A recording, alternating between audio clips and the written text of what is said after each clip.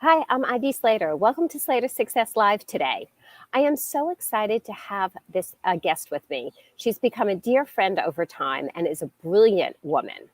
Brittany Barretto is the founder of FemHealth Insights. She also has a podcast as well as so much. But more than anything, Brittany is a mover and shaker in the area of FemTech, which is also really FemHealth, women's health. Now, we have a lot, people might ask like, hey, why are you doing this on LinkedIn, Facebook, YouTube? What is this about, Ivy? You're about business. And I said, you're right. I am about business.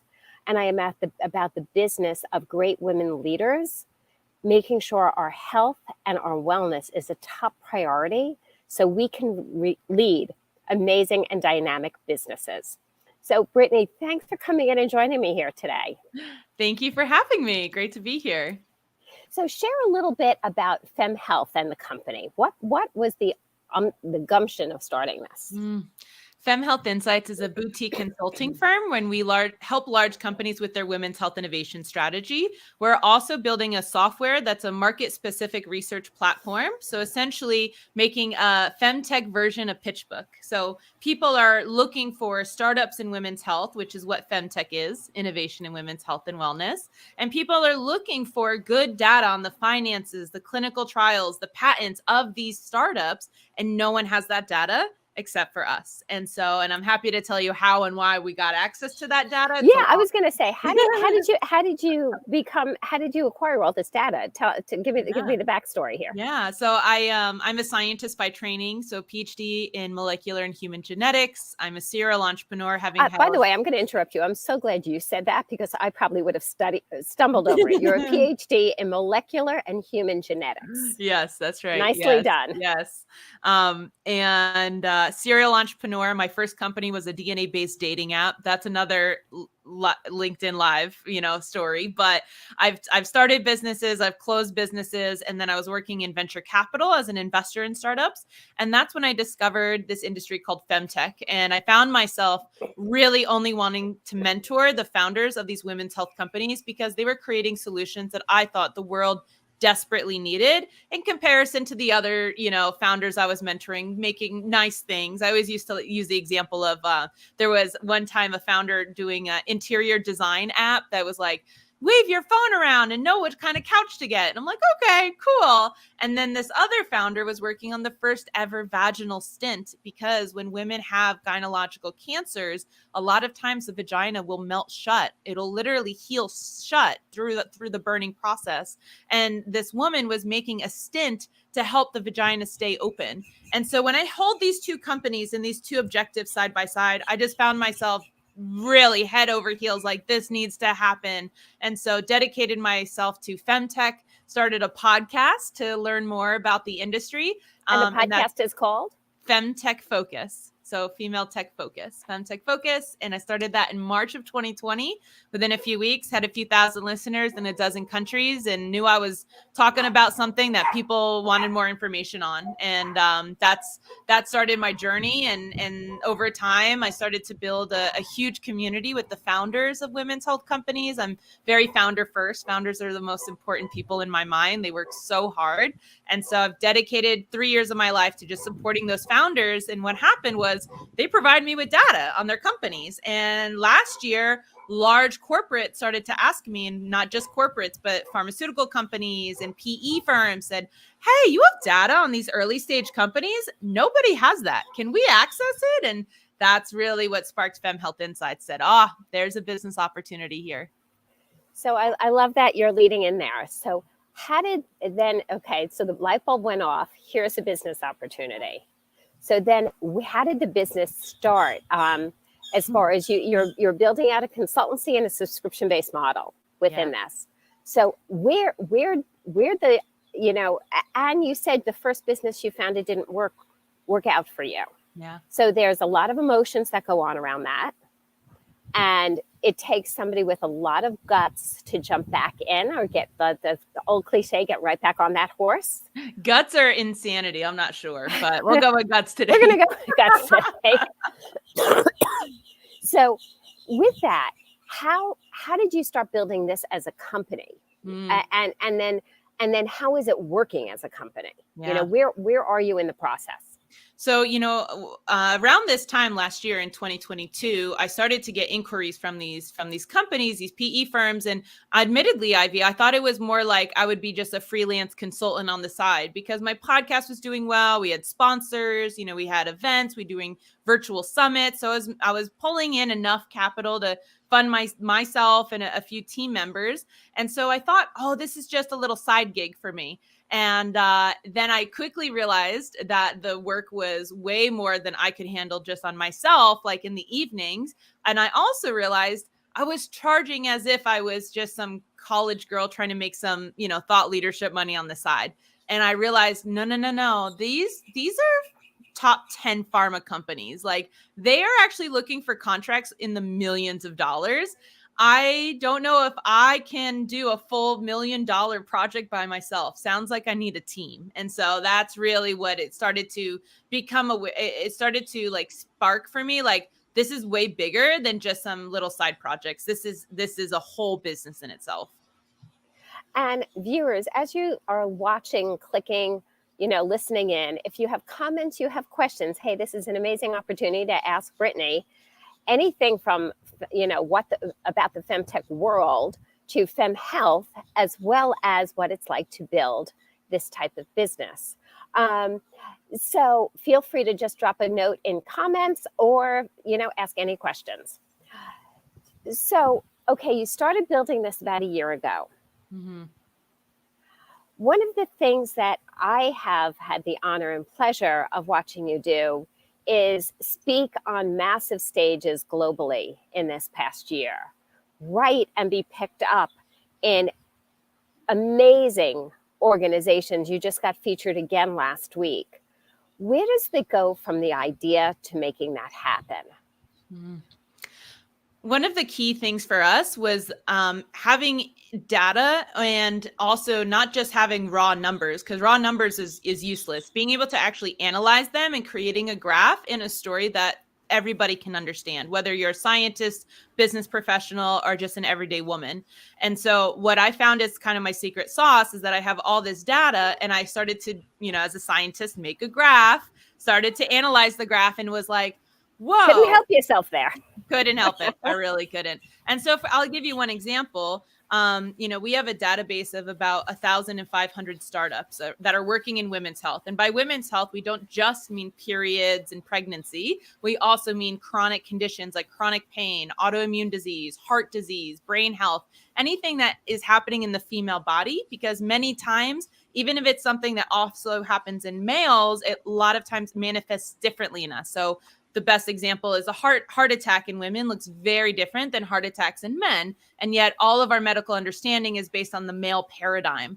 And so just to let our, viewers know, are not just talking about periods. And yet, when I published our first graph, I said, wow, out of 1,500 companies, 50%, 50, are working in menstruation, maternal health, and fertility.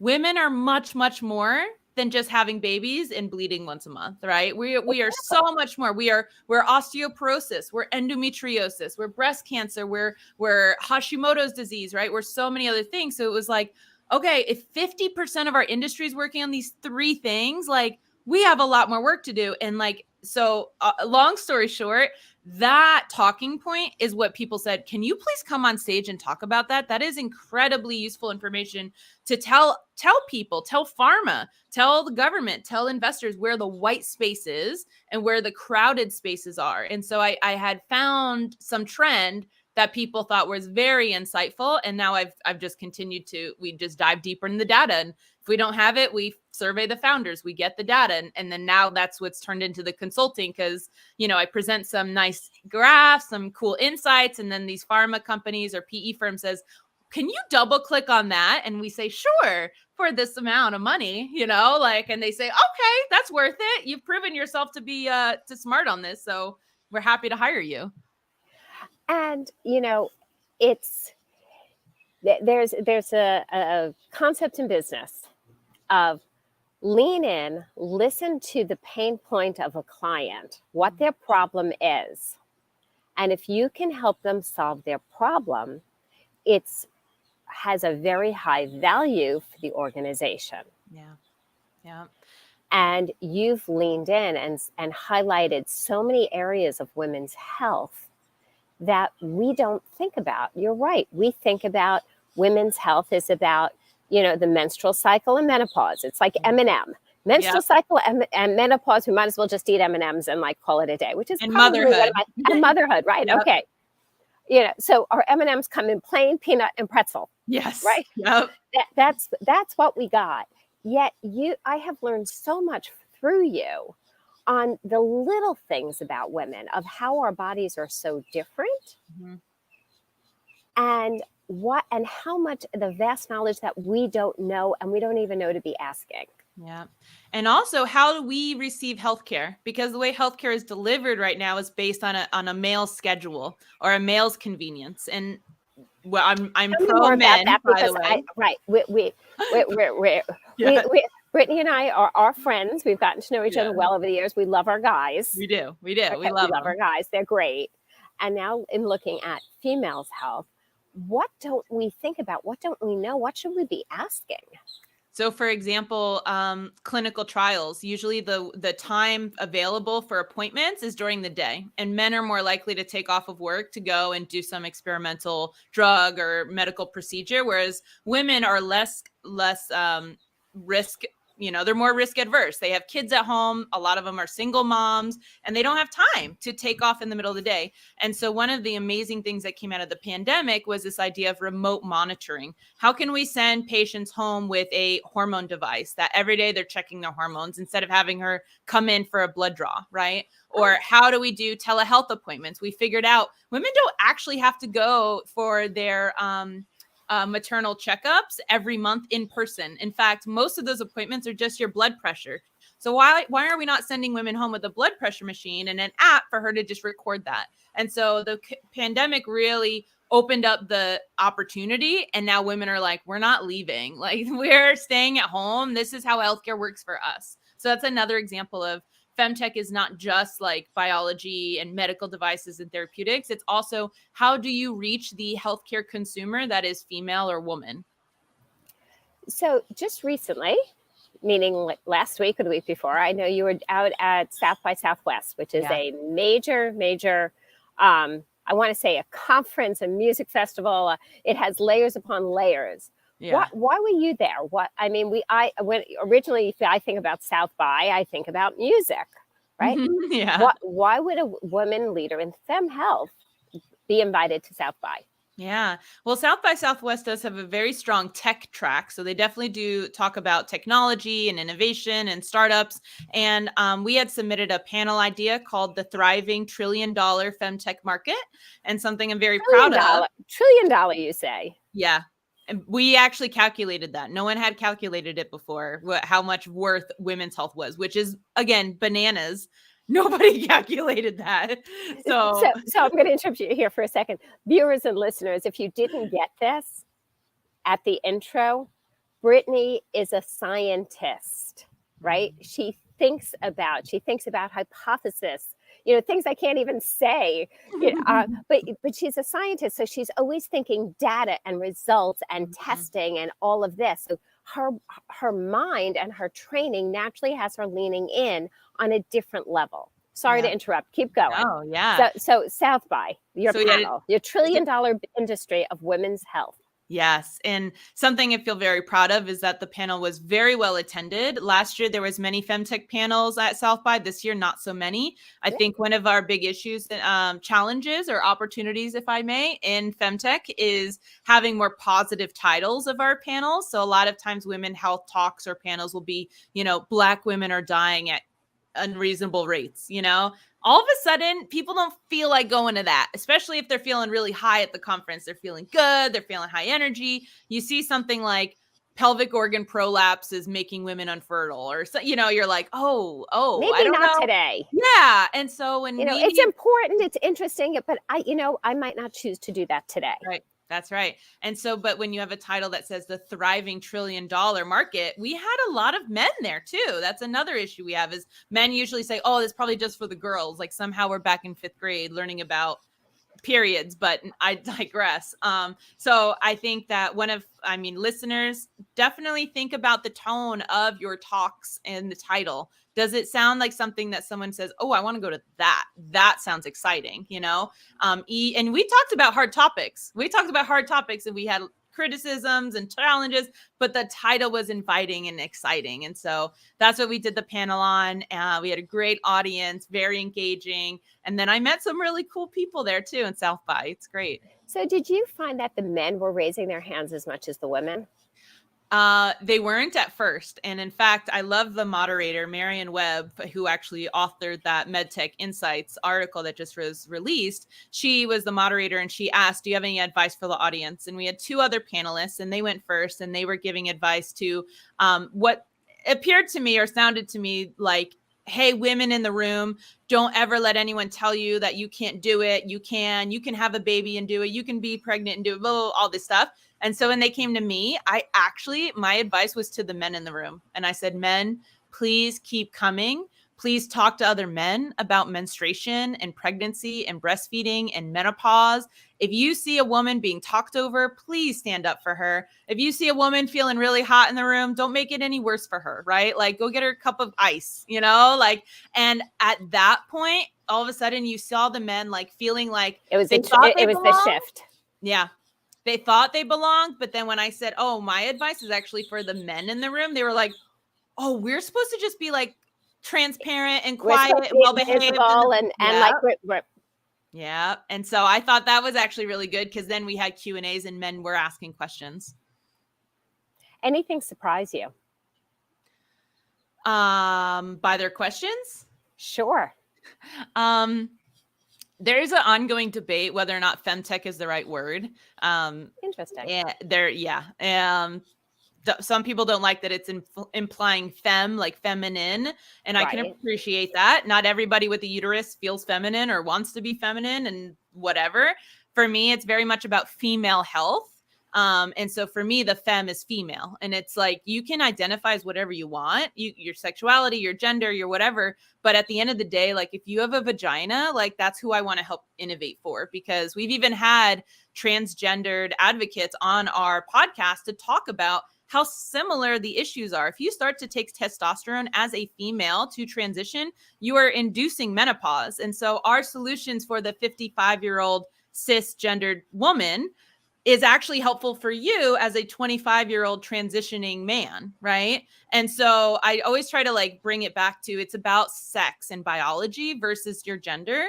And then as long as, some people go as far to say, oh, you should only say menstruators or breast or chest feeders over breastfeeders. And, I'm very much about, I want this message to reach the most number of people possible. And so I am respectful and I will continue to be respectful. I also don't want to limit the conversation by saying words like chest feeder, and a reader may be like, what the hell is a chest feeder? Whereas if I said breastfeeding, they may actually read the article. And in that article, I can say, by the way, it's not always, women that are, or whatever, right? So that's a place to educate. It's Yeah. using it as a platform of education and respect and inclusivity. Yeah, totally. So that's how I do it. But one of the questions was, what do you think about the word femtech? Is it a good word? And so I always say, I believe in that it's more about the sex versus the gender. And we actually have a really big issue. Everybody watching, if you sign up for anything, whether it be your gym or your Delta airline ticket, they ask you for your gender and they provide you female and male. Those are sexes. So we have a gender and sex labeling issue in this country.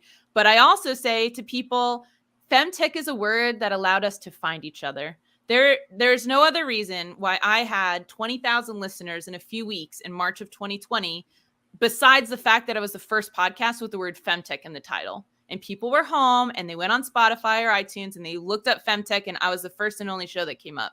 And so what if I had just said women's health? Could they have found me, right? And so I always like to say, like, we now have a word that allows us to find each other, because if you just Google women's health, you might bring up your local Weight Watchers club, right? Like you might not find innovation. So correct. Whatever. Hopefully one day it just becomes healthcare again. But until healthcare figures out that women are not men, we're going to need femtech. So as far as building this company, and let's go back to the word surprise. What has surprised you as a woman leader in building, CEO, founder of one of the early and only companies that is 100% focused on FemHealth and FemTech? Some surprising things have been the sudden interest in it. So I was working on FemTech Focus for 3 years and was in fact actually applying for other day jobs, like full-time science jobs in early 2022-ish. So about a year ago, I was like, I'm not sure. Like, I'm not making enough. I still don't have. And then all of a sudden, around this time last year, I started getting calls and emails of people being, and by people, I mean, like I said, large pharma companies. And I was like, whoa, how'd they get my number? And so one of the things, I knew it was coming, but I didn't realize how soon it would come. And by it, I mean like interest from larger, well-paying organizations interested in this data. I didn't realize how soon it would come, and I didn't realize how fast it would come. Right now, the number of proposals we're putting out is kind of scary, which is so good. It's so good. And at the same time, that was definitely one of the surprises. As women leaders, where could we find more information? What should we be looking at on taking care of our own health in the long run so we can lead amazing careers and businesses? Well, there are so many amazing femtech startups now. So before, potentially you were Googling, why am I having hot flashes? Or why am I not sleeping well? Why am I gaining weight? Why is my period so heavy? Or, and you mostly had WebMD. And then you had mom blogs, right? And so now, though, we have so many tech companies that are producing amazing content and educational pieces for women to learn more about their bodies. And yes, it's a marketing strategy, right? Because they want you to then be like, oh my God, I have endometriosis, and then like maybe you sign up for their app where you have, help track your symptoms and find recipes that go along with your menstrual cycle, whatever, right? But before, we didn't have those solutions, and therefore we didn't have that content for women to learn about it. And instead, we were relying on just girlfriends, like talking to one another. In fact, that is still one of the strongest business models in femtech is referrals. Specifically, if you look at menstrual products, that has one of the highest LTVs, lifetime value of customer, than any other product line. Because women, if they know a product works for them, the jeopardy of bleeding through your pants is just like something that women are not willing to risk to try a new 100%. product for. Yeah. Especially if you're running meetings, if you're in an office, if you're on a stage, if you're in a boardroom, meeting clients, whatever it is, it's a highly, highly embarrassing situation. Yep.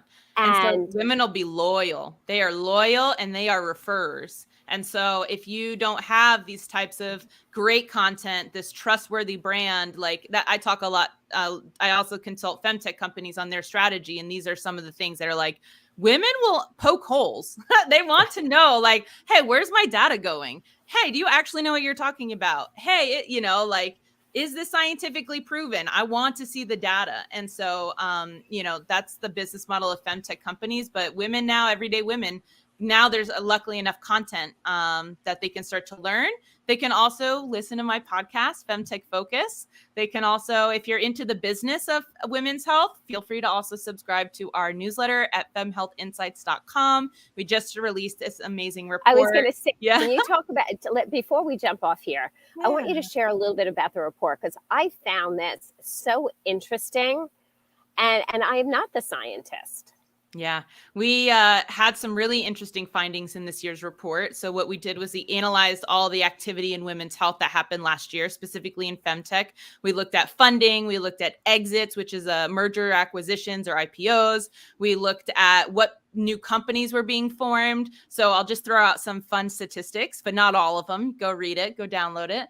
But one of the statistics we found was that the number of femtech startups founded in the last 10 years has increased by 700%.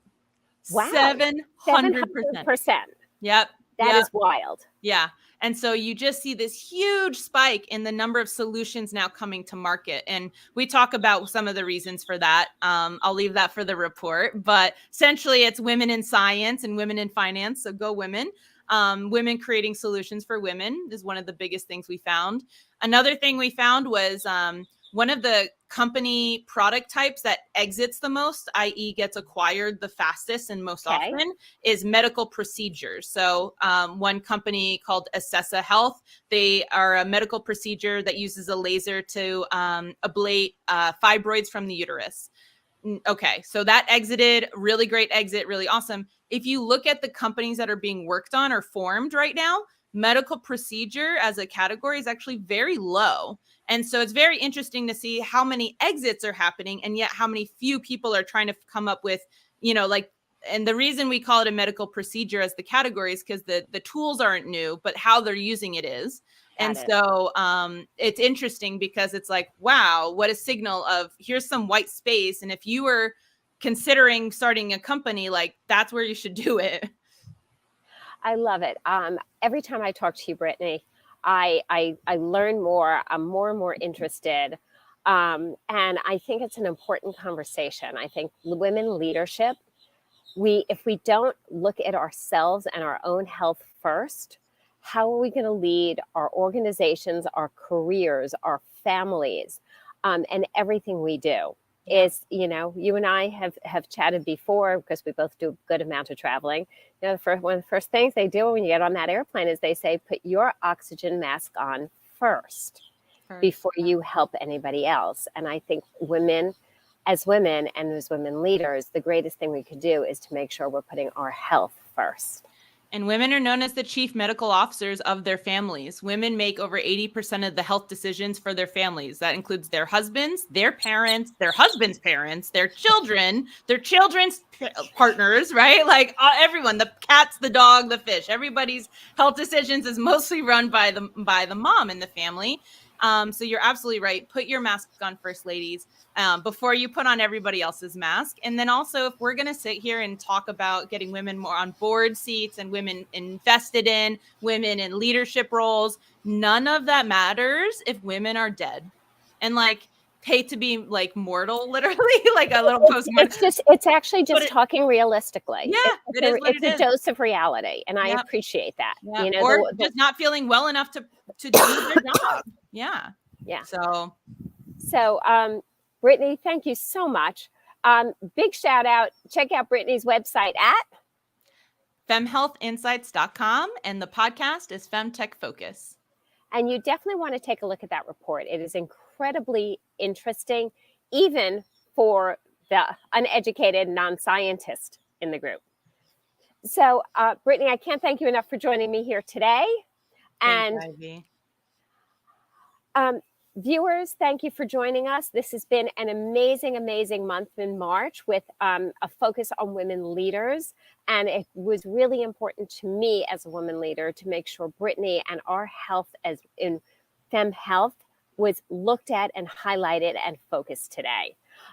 Thanks for joining me on an outside adventure today. That was it was been fun. See you next time, as in April, we're starting to kick off a whole new series. See you next time.